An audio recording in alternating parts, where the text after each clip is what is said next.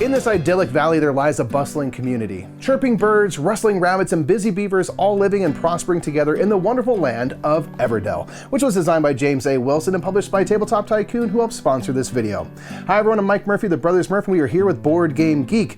Well, we've got a city to build, so let's get this game down to the table and learn how to play Everdell. Everdell is a worker placement tableau building game for 1 to 4 players, where players will be gaining critter and construction cards and building out their city in the Valley of Everdell. The game takes place over a number of seasons, and your ultimate goal is to gain the most victory points. But before we go into all that, let's go over the setup.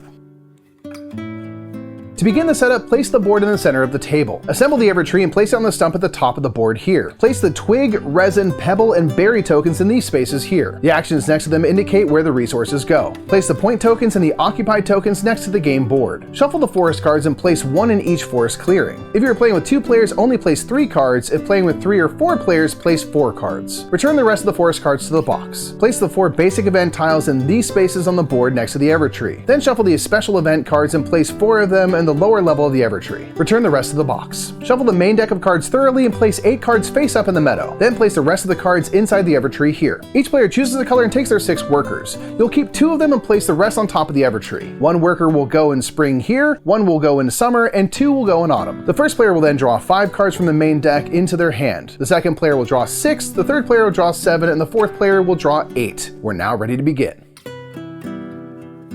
As stated, this is a worker placement game and tableau building game. You will be playing cards down into your city, which can be a maximum of 15 cards large. On your turn, you may do one of 3 things. You may place a worker, play a card, or prepare for the next season. Let's start with the workers. There are a number of worker placement spaces around the board. Spaces that are a closed circle like this one may only have 1 worker on them, whereas open circle spaces like this may have any number of workers on them. There also may be worker placement spaces on your cards or your opponent's cards where your worker may be placed. Let's start at the top of the board. The top of the board has a number of basic worker placement spaces. The leftmost space will gain you 3 twigs. Next to this, you will gain 2 twigs and draw a card. Note that when drawing cards, you will always draw from the main deck unless an action specifically says to draw a card from the meadow. And your hand limit is 8 cards, so you cannot draw past 8 cards. Next, you can gain 2 resin or 1 resin and 1 card. Here you may draw 2 cards and gain 1 point token, and here you can simply gain 1 pebble. And lastly, here you may gain 1 berry and draw a card, or just gain 1 berry. Berries are used to play critter cards, and twigs, resin, and pebbles are generally used to build constructions. The forest locations will have a variety of actions on them and tend to be better than the basic actions. All of them say exactly what they do at the top of the card. Note that the rightmost space on the forest cards is only open if you are playing a 4-player game. At the Haven, you may discard as many cards from your hand as you like, and for every 2 you discard, you may gain 1 resource of your choosing. Certain cards will have worker placement spots on them like the Queen here. These all will tell you how they work on the card themselves. The main thing to pay attention to with these spaces is whether or not they say open like the inn does right here. If a card says open, the other players may place their workers on this card even if it is in your city. When they do so, you will gain 1 point token. If the card does not say open like the Queen, only you may place your workers there. As you are playing cards into your city, you may qualify to gain an event. The basic events require 3 or 4 of certain types of cards. For example, the Grand Tour requires you to have 3 red destination cards in your city. When you achieve this, you may then place a worker on that event and bring it to your city. These will score the points shown at the end of the game. The special event cards will require you to have specific cards in your city. For example, to gain this card, you must have the Historian and the Ruins in your city. The special events will also have a special action that you will carry out when you gain the card. The last worker placement spot is only available in autumn. You may place a worker here, and at the end of the game, you will gain the points shown. But when you go to one of these spaces, you must discard cards in your hand equal to the points cost of the space you place your worker. The next type of action you can take on your turn is playing a card into your city. When playing a card, you may play a card from your hand or face up from the meadow. So the cards in the meadow can be a bit of a race to play. When you play a card from the meadow, immediately replace it with the top card from the main deck.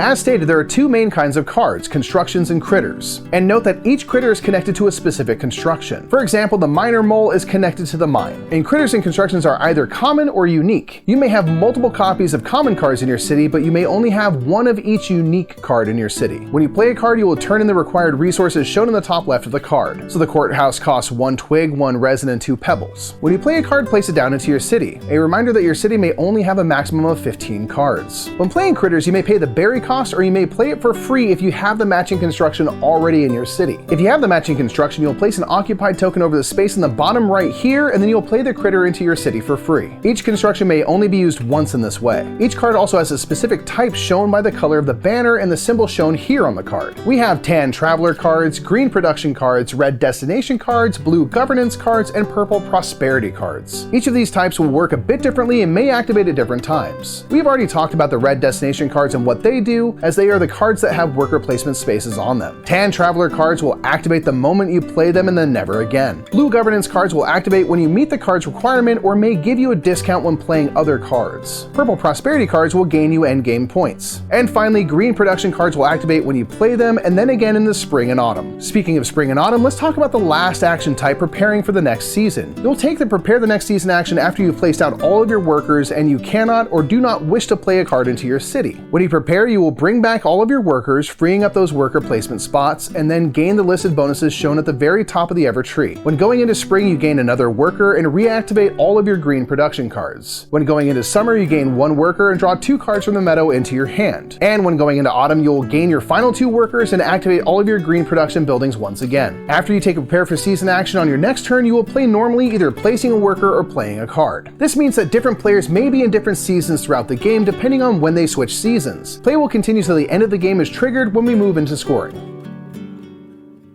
The game will end once all players have reached the end of autumn and cannot take any more actions. Note that this means that players may end their games at slightly different times. When a player has completed all seasons, they are out of the game. Other players can no longer interact with them. Now we move into scoring. First, players will add up all the points on cards played into their cities. For example, the inn is worth 2 points and the barge toad is worth 1. Then if players have any purple prosperity cards, they will add up the points from those as well. For example, the theater gives you extra points for unique critters in your city. Next, count up any points you gain from events you claim throughout the game. If you place a worker on one of those journey spaces, gain these points as well. Finally, count up all of your point tokens that you gain during the game. Add all of these point totals together and the player with the most points will win. If there's a tie, the player with the most leftover resources wins, and that is how you play Everdell.